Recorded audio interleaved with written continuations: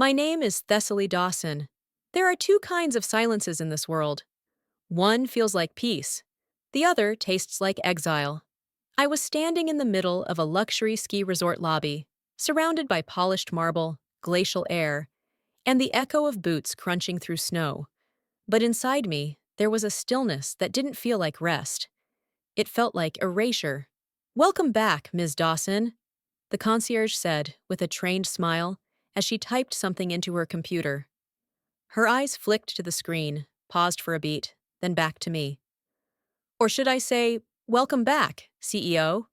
That moment is how I knew. Not suspected. Knew. Jason had done it again. The reservation was supposed to be under my name. The family ski trip was my idea this year. An olive branch after years of quietly stepping away from gatherings that felt more like war zones dressed up as holidays. I'd booked it, paid the deposit, sent the itinerary, but somewhere along the way, my brother had found a way to steal it, and this time with surgical precision. I took a breath, adjusted the wool collar of my coat, and gave the concierge a faint smile. "That's me, CEO and all," she grinned. "We weren't sure when you'd arrive. Your brother said you changed your mind last minute." I tilted my head. Did he now? The woman's expression didn't change, but something about her voice softened. There was a flash of something knowing in her eyes. Pity, maybe? Sympathy? Recognition? Hard to say. I moved to the side and glanced toward the massive glass windows lining the lounge. Outside, I could see them. Jason, his fiancée, my parents, two cousins, and their significant others, all gathered in puffer jackets and branded beanies, laughing with the kind of ease that doesn't require guilt or memory. They hadn't noticed me. My parents hadn't texted. No one had. No, "Hey, are you on your way?" No check-in. Nothing. Just a week ago, my mother had said, "You never show up anymore, Thess. We miss you. Jason said you've been distant." And I had given in. I let guilt seep back in like an old familiar toxin. I'd booked the trip to reconnect. Stupid, right? Except now, as I stood there watching my name stripped off something I built with good intentions, I could feel it. That old ache behind my ribs, like my bones were trying to remember every time they bent to fit a version of me someone else preferred. Jason had turned my gesture into his show. Again. "Would you still like access to the room under your name?" the concierge asked gently. "It hasn't been canceled, only reassigned." Of course it hadn't. Jason wouldn't cancel it. That would leave a paper trail. He'd just reassigned it to himself and told the others I bailed. Silent sabotage. "I'll take it," I said, slipping my card from my wallet. She took it carefully, avoiding eye contact now. A flicker of discomfort lingered in the air between us. And that's when I heard the first laugh. Loud, brash, unmistakably Jason's. The kind of laugh that always felt like it belonged to a man who'd never been told no. I turned slowly, watched him walk through the sliding doors, goggles on his head, snow clinging to his boots. He didn't see me, not at first. He was too busy retelling some story with dramatic hand gestures. But then he glanced my way. Pause. Recognition. Then the twitch of a smile that was neither warm nor surprised. He sauntered over with that casual arrogance only the truly entitled carry like cologne. "Well, well," he said, stopping just short of personal space. "Didn't think you were coming." "I didn't get the memo that I wasn't invited," I replied flatly. Jason shrugged. "Must have been some kind of mix-up. You know how these bookings go." My eyes narrowed. "Sure. Must have been that old delete your sister's name and claim her reservation kind of glitch." He smiled wider. "You're always so dramatic." "And you're always so predictable," I said, stepping past him. He grabbed my elbow lightly. Not hard, but firm enough. "Let's not do this here, Thess. Everyone's just trying to relax." "No, Jason," I said without raising my voice. "You're trying to control the narrative. There's a difference." He let go. I didn't look back. The room was exactly as I had selected. Top floor, corner suite, with a view of the mountains that looked like they belonged in a snow globe. The resort had done their part perfectly. Only my family had chosen to rewrite me out of the script. I dropped my bag on the armchair, sat on the edge of the bed, and stared at the untouched welcome basket, still addressed to me. For a long moment, I said nothing.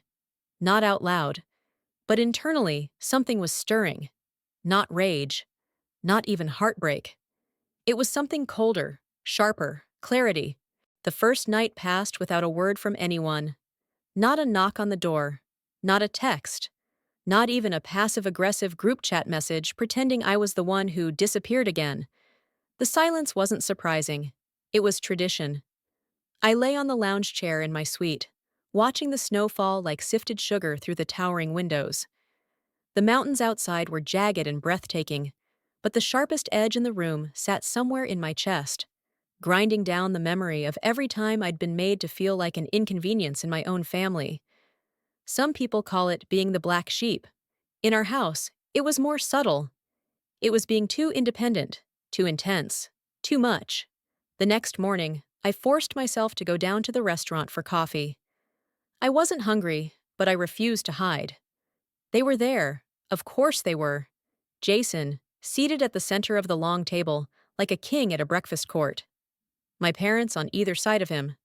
His fiancée, Kristen, fluttering in a fleece coat too expensive for someone with no job I could name. My cousins, Ben and Melissa, and their respective partners, all decked out in resort gear. No empty seat was saved, not even a glance in my direction. Not until Kristen's eyes caught me mid-sip. "Oh my God! Thessaly?" she called out, loud enough for the whole room. "I didn't think you were actually coming." Jason didn't even flinch. I walked over slowly, deliberately. "Why wouldn't I?" Jason answered before she could. "We thought you bailed. You didn't respond to the update email." "I never got one," I said evenly. "Maybe you sent it to the same black hole where my reservation disappeared." Ben chuckled under his breath. My mother looked away. My father focused on his fork. Jason's mouth curved just slightly. "Must have been a tech glitch. You're always so sensitive, Thess." Sensitive. Right. That word again. I sat down at a small table a few feet away. Alone. Facing them, but not with them. That was how it had always been. "Don't take it personally," a voice murmured behind me. I turned. The concierge. The same woman from yesterday. She set down a fresh espresso and a croissant. "On the house." "I didn't order." She gave a quick nod toward the big table. "Some guests leave things off the record. Some of us put things back on." Her smile was tight but kind. It took me a full beat to realize what she meant. Someone knew. Jason's trick didn't go unseen, and she wasn't the only one. By the time I returned to my suite, a childhood memory had dug itself out from a dusty corner of my brain. And it wasn't a good one. I was 15.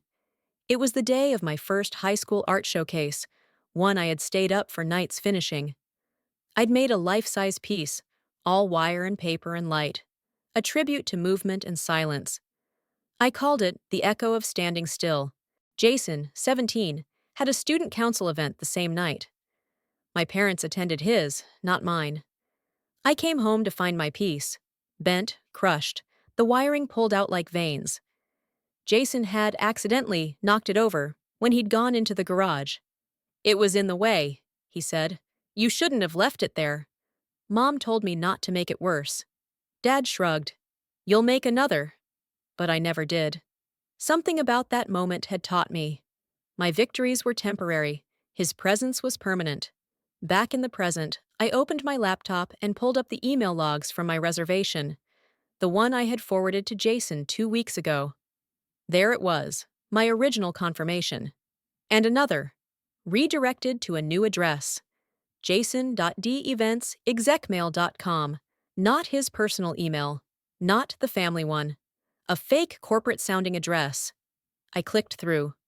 Buried in the metadata, forwarded from me, but altered and resent with his contact info. The timestamps lined up. He had copied my itinerary, changed the contact details, and rebooked the entire thing. I leaned back, heartbeat spiking. It wasn't a mistake. It was a move, a calculated one. That night, I didn't go to dinner, but someone knocked. Thess? Kristen's voice. I opened the door a few inches. Yes? She blinked. I wanted to say I didn't know he changed your reservation. I thought you weren't coming. That's what he wanted you to think, I said. No hard feelings.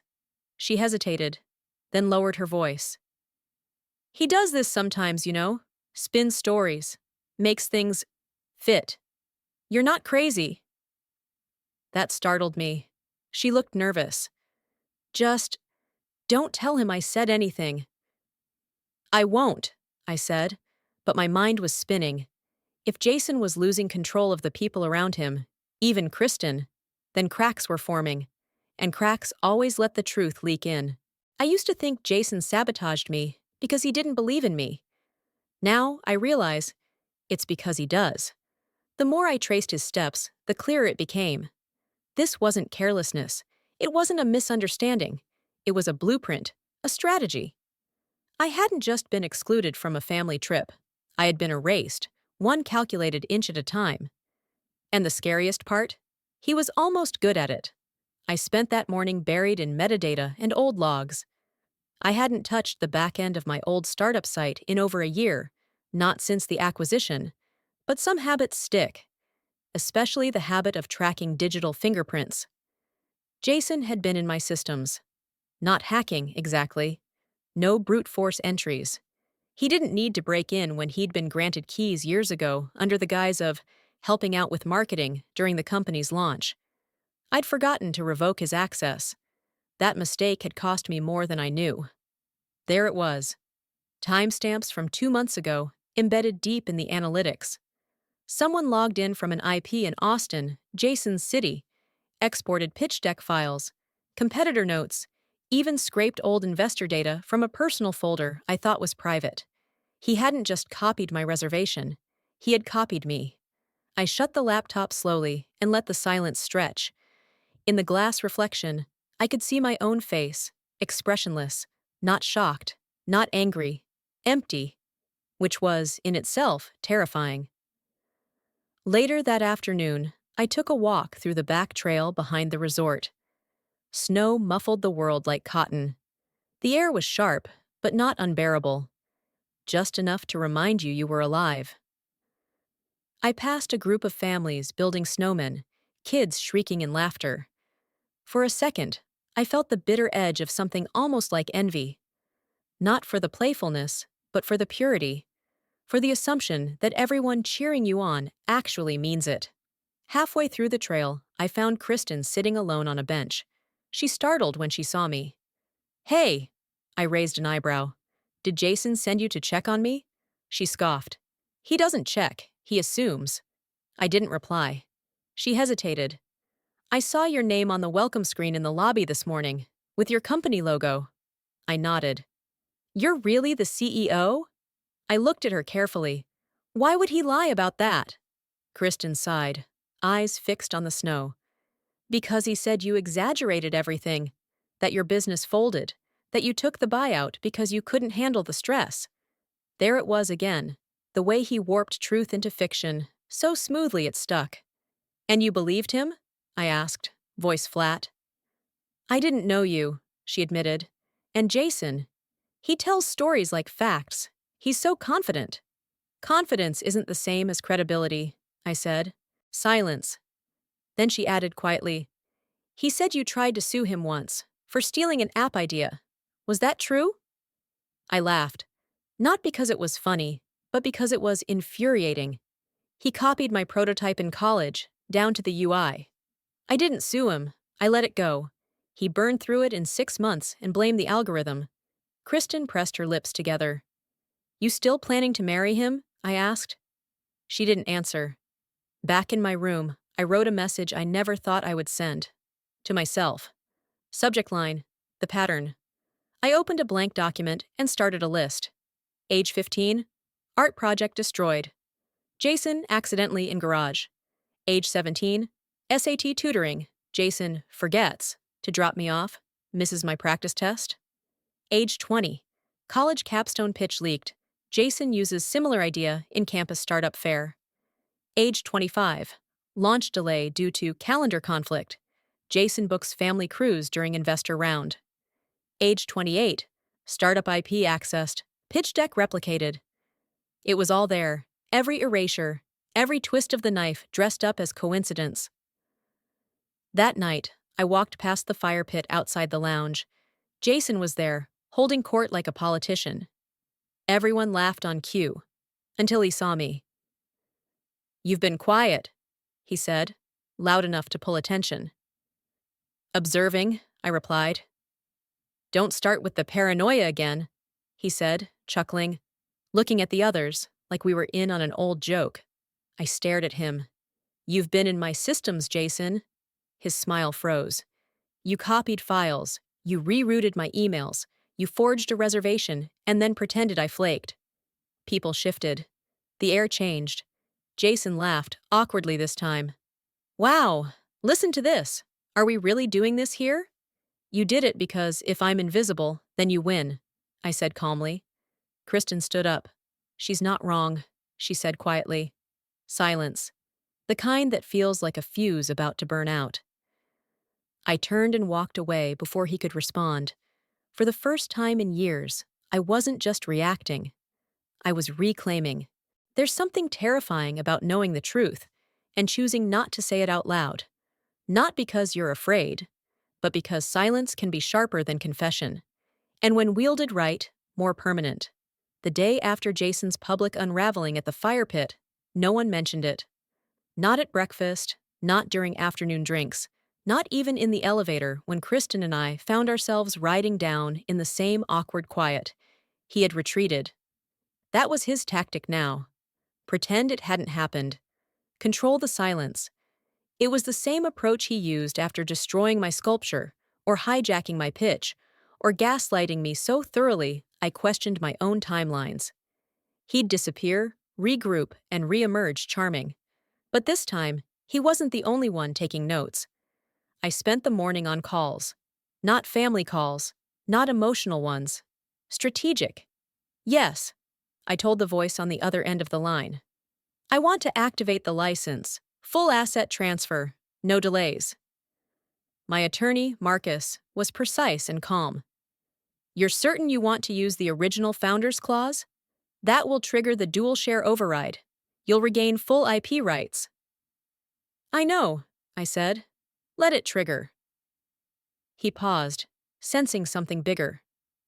"You're not doing this out of anger, are you?" "No," I replied. "I'm doing it because I let my name become negotiable. That ends now." By midday, I had reclaimed every dormant asset tied to my startup's first-year blueprint. The clause had been buried deep in the original contract, something only the founding partner could exercise after sale, and only if a competing company was found using materially similar IP. Jason's fledgling company had been sloppy. His site was practically a clone. That gave me the lever. It wasn't a lawsuit. It was a quiet cease and desist, one that would reach his inbox before sunset. The family was out skiing when I walked into the conference hall on the lower level of the resort. It was almost empty, but the staff was prepping for the regional tech demo later that evening, an event Jason had been bragging about for days. He didn't know I'd been invited too. Quietly, by the resort owners.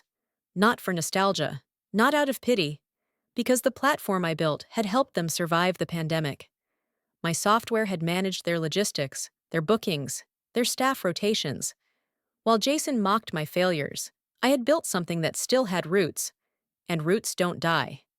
They regenerate. "Ms. Dawson?" A tall man in a blazer stepped up beside me, tablet in hand. "Yes?" "We've confirmed your segment at 7:30 p.m. Your name's on the program now. Would you like to review your intro?" I smiled. "No, let it speak for itself." By the time the sun went down, whispers had started. "Is that Thessaly Dawson? I thought Jason was the tech guy." "I thought she sold her company." "She did, but didn't she keep the core rights?" "Wait, Jason's demo is kind of similar to hers, isn't it? I walked past small groups, sipping tea, nodding politely. I didn't correct anyone. I didn't need to. Kristen found me just outside the ballroom. Her coat was too thin for the wind. I saw your name on the lineup, she said. I'm just here to listen, I replied. She gave me a look. That's a lie. I said nothing. She shifted. You know he's going to hate you for this. I know, I said. But hate can't rewrite patents. Jason's demo started promptly at 7. The lights dimmed. The screen lit up. His voice poured through the speaker system like honey over glass. He introduced himself as the CEO of a tech firm focused on dynamic customer engagement, a blend of analytics and UX forecasting. The language? My language. He clicked through the first slides. Words lifted straight from old pitch decks, diagrams I had built from whiteboard scribbles and sleep deprivation. And there, in the footer, his logo slapped over code that once carried my name. I didn't move. I waited. When it was over, the crowd clapped. Lightly, politely. I let the applause settle. And then I stepped onto the stage. Good evening, I said into the mic. My name is Thessaly Dawson. I was the founder of the original UX predictive engine Jason just referenced. You could have heard a pin drop. I turned toward the screen. The product you just saw uses foundational elements copyrighted under Dawson Analytics, LLC. Those rights were never sold. People shifted in their seats. Jason stood up, his face bloodless. This isn't the time or place, Thessaly. I ignored him. I won't take much of your time. I just want to share one principle I forgot for years. Sometimes the person stealing your work sits at your table, drinks your wine, and tells you you're crazy. Silence. But the truth has a way of surfacing, especially when you stop trying to protect people who'd rather bury you than build beside you. I stepped down. Jason stormed out. The aftermath was louder in whispers than it ever was in volume. No one said anything directly to my face after the tech demo, not even my parents. But silence has a way of expanding, like fog pressing against windows, until everything looks blurred. And in that blur, people talk. I could feel it. The shift. Conversations stopped when I entered a room. Faces turned just slightly away. Even the smiles from staff at the resort felt rehearsed now, like they were bracing for the next headline. Jason had vanished after the presentation. Not literally, but symbolically. He skipped every family breakfast, dodged every social hour. His retreat was both expected and unsettling. His silence wasn't peace. It was plotting. That made it more dangerous. By the third day, I knew something was coming. It arrived in the form of a knock. Not from Kristen, not from a hotel staffer. My mother. She stood in the hallway outside my suite, coat unbuttoned, eyes exhausted, face tight. Can we talk? I stepped aside and let her in. She moved slowly, as if crossing a line she didn't believe in. The room swallowed her presence. She didn't sit, just hovered near the window, arms crossed. You humiliated him. I waited. Let her words settle. You know what he's like. You could have spoken to him privately. You could have handled this differently. The weight of years pressed down between us. This wasn't about one moment. It was about a lifetime of her asking me to manage his ego at the cost of my own peace. He's been sabotaging me for years, I said quietly. This wasn't sudden. It was calculated. It was theft. Your siblings, she snapped, turning around. You should protect each other. I did, I said, for most of my life, at my expense. Her expression faltered just for a second. Then she masked it again. We're not here to take sides. You already did, I replied, voice low. Every time you overlooked what he did. Every time you told me to let it go. You chose. She didn't respond. Instead, she turned back to the window, jaw clenched. He's saying you planned this, that you used him to elevate yourself.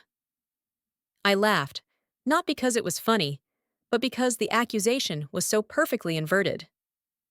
So Jason. Of course he is, I said. He's rewriting the story again. He always does. And you've always helped him. I didn't know, she whispered finally. Yes, I said. You did. The silence that followed wasn't empty. It was the kind that made people choose. She left without another word. That night, I got the email. Subject line: Official cease and desist challenge. Jason had hired a lawyer. He was countering my IP claim, accusing me of reverse infringement, citing prior verbal license arrangements and shared conceptual authorship. It was laughable, legally, but emotionally devastating, because it proved what I feared most. He wasn't just going to disappear quietly.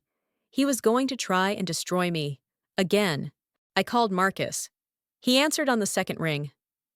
I saw it, he said before I spoke. We'll handle it. He doesn't have a case. But he has a narrative, I replied. And people believe stories before they check facts. There was a pause. Do you want to settle quietly? No, I said. I want to end the game. Then we go public, he said. We file the evidence, full transparency. Yes, I said. Let's file. It was terrifying, but so is giving up your name. By the time I returned to the resort's lounge the next morning, the air felt heavier. Kristen was sitting alone by the fireplace. She looked like she hadn't slept. He's spiraling, she said before I even sat down. He's threatening litigation, I replied. She closed her eyes briefly. He told my parents I was unstable, that I've been manipulated by you. I winced. He's weaponizing you now, I said. She looked up at me, and for the first time, I saw something I hadn't before: resolve. I've packed my things. I'm flying home tonight. You don't owe me anything, I said gently. I'm not doing it for you, she said. I'm doing it for me. Her hands were shaking slightly, but her voice didn't crack. She wasn't afraid anymore. Just done. Do you need help? I asked. No, she said. I just need a clean line between me and him. Sometimes the bravest thing isn't staying. It's leaving. The lawsuit never made it to court. 3 days after filing, Jason's legal team withdrew. Apparently, Marcus had provided more than enough documentation, including internal Slack logs, financial trails, and timestamped designs. But Jason never apologized. Not once. Instead, he issued a vague social post. Sometimes we learn the hardest lessons from those closest to us. Moving forward, I'm focused on what truly matters. Building with integrity. No names, no specifics, but enough ambiguity to poison the air. I didn't respond. I didn't repost. I didn't correct. Sometimes silence is louder than defense. I didn't pack in a fury. There was no dramatic flinging of clothes into a suitcase. No tears. No music swelling in the background like in the movies. Just the sound of a zipper. Click. Slide. Seal. And with it, a quiet kind of peace. I stared out the window one last time. The resort, once pristine and full of promise, now looked like a carefully curated stage. A backdrop for a play I had finally stepped away from. I wasn't leaving in defeat. I was leaving because I had already won in the only way that mattered. I had stopped asking them to see me. I left early, before sunrise. The concierge at the front desk handed me a final envelope. I opened it on instinct, bracing for drama, but inside was only a handwritten note. We saw how he treated you. You deserved better. Come back anytime, not as someone's sister, but as someone who stood alone. S. The signature was simple, but it carried more validation than anything my family had ever said. The road away from the mountain twisted sharply, like a series of decisions stacked on top of each other. I stopped once, at a scenic overlook, got out, stood in the crisp air, and breathed. No agenda, no defense, just breath. The kind you don't realize you've been withholding for years. 3 weeks later, I moved into the cabin. It sat nestled between pine trees on the edge of a forgotten town in northern Oregon, where no one knew my last name or my brother's LinkedIn profile. The structure was simple: A-frame design, wide windows, wood stove. It smelled like cedar and possibilities. I spent the first night sleeping on the floor, too tired to set up the bed frame. And it was the best sleep I'd had in years. The next morning, I opened my laptop and stared. Not at old files or pitch decks or emails, but at a blank document. Title: Rebuild. I began writing. Not a business plan, not a memoir, just thoughts. One by one, lined up like stepping stones. By day 3, I had turned those thoughts into outlines. By week 2, I had designed a mentorship concept, something that would help women founders navigate the same pitfalls I had: legal traps, family sabotage, undercutting from within. It wouldn't be loud, it wouldn't be viral, but it would be real, and it would help someone. One afternoon, I received a call. Unknown number. I almost didn't answer, but curiosity won.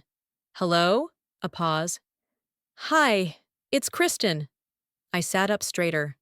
I'm not calling about him, she said quickly. I just wanted to thank you. For what? For not making me feel stupid, she said. For not saying, I told you so. I've been that girl, I replied. You don't need to be punished for waking up. She exhaled audibly. I left. I mean, really left. I moved back to my mom's. No forwarding address. No social media.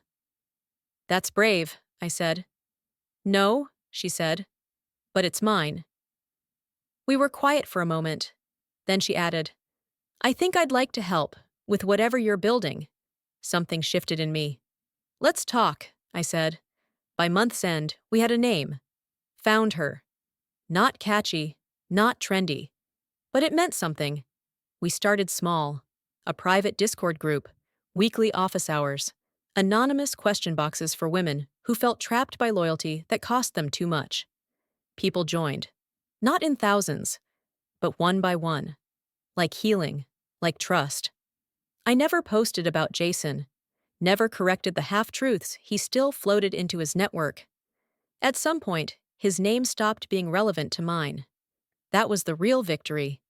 One night, as snow fell again on my cabin roof, I reread the journal I had kept during those days at the resort.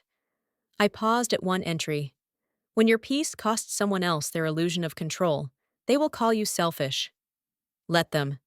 I closed the journal and smiled. In the world I came from, impact was measured in headlines.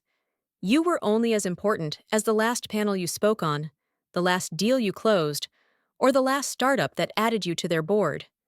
Everything was momentum. Everything was currency. You could lose your worth just by standing still.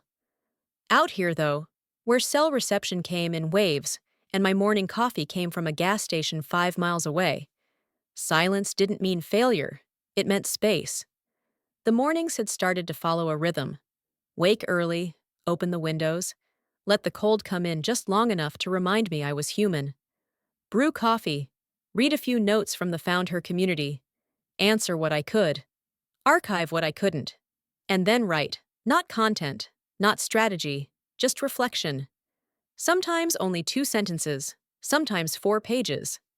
People think reinvention is a sprint. It's not.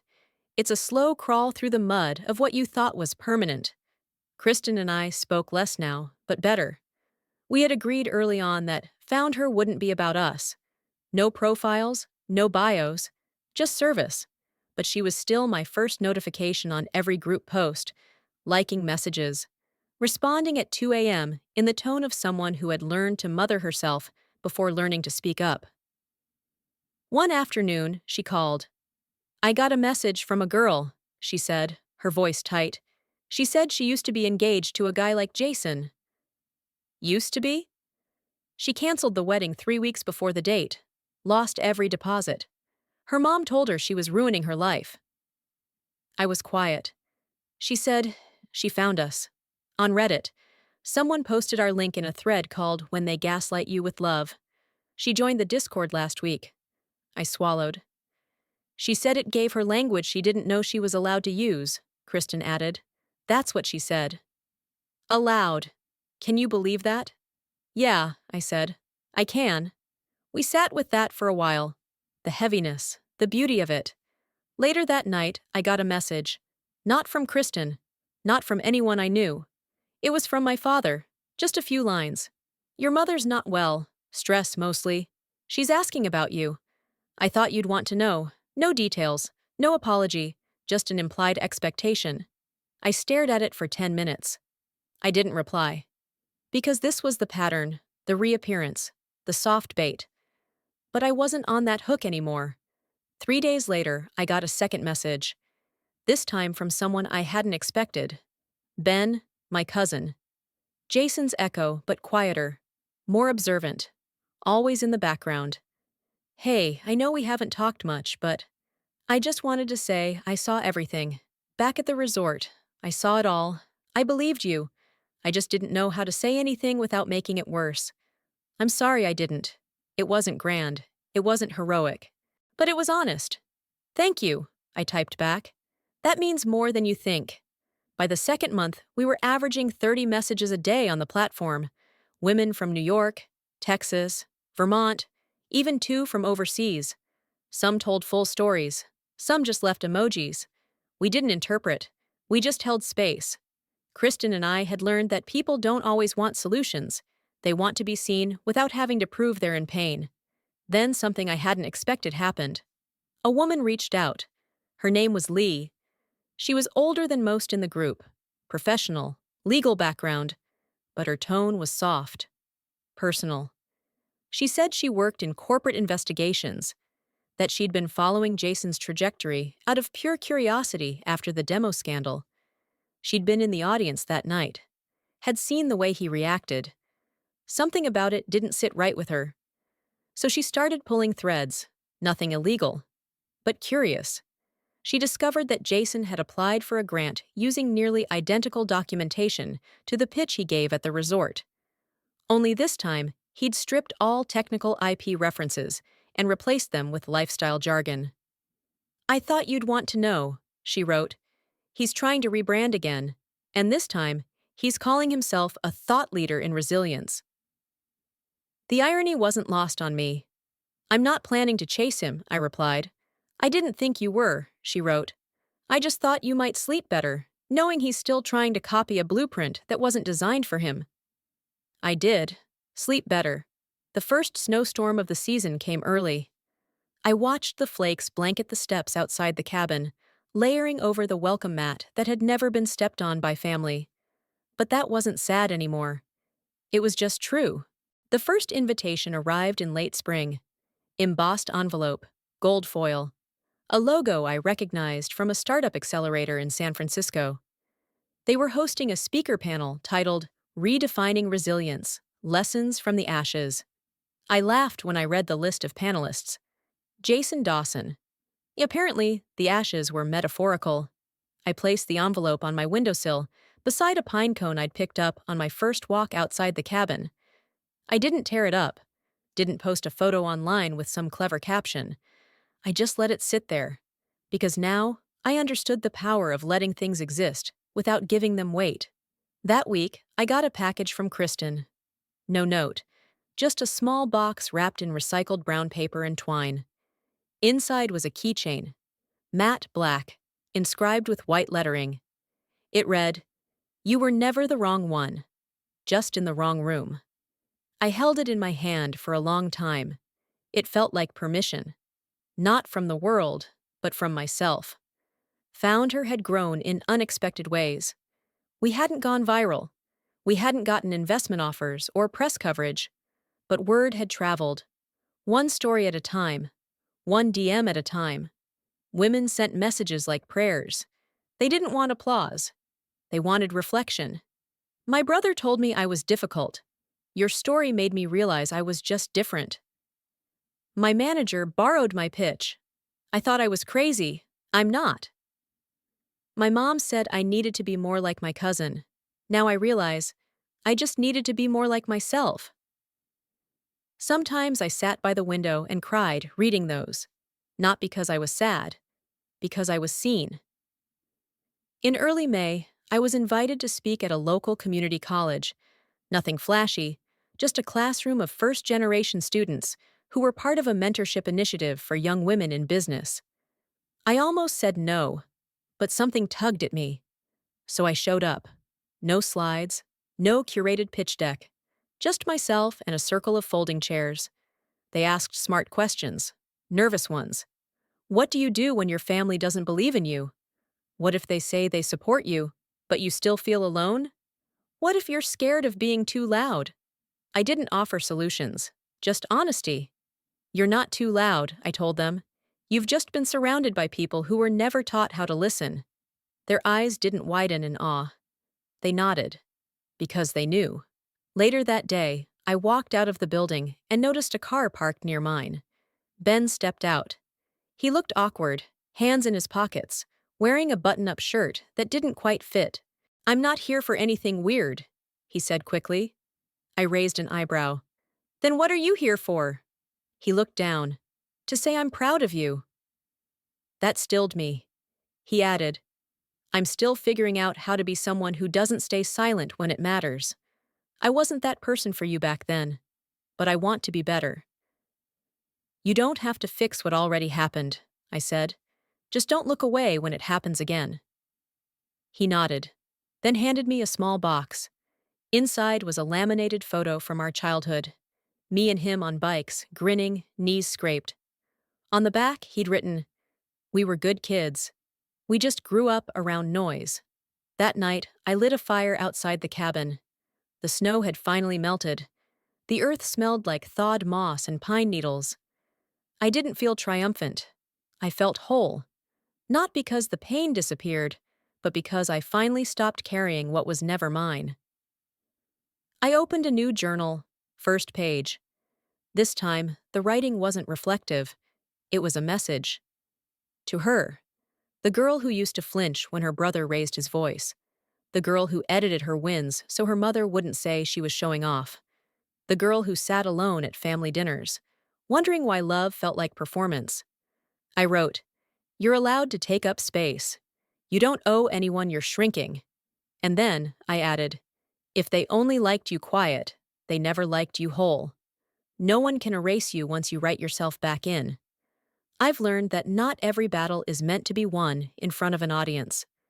Some of the most powerful victories happen in silence, when you finally choose peace over performance and self-worth over proving a point. If you're walking through something similar, remember, you are not too much. You're just in the wrong room. Now, I'd love to hear from you. Have you ever had to reclaim your story from someone who tried to rewrite it? Or maybe you found strength in walking away, even when no one cheered. Drop a comment below and tell me where you're watching from. And if this story spoke to something deep inside you, please subscribe to the channel so you won't miss the next one. Let's keep growing together.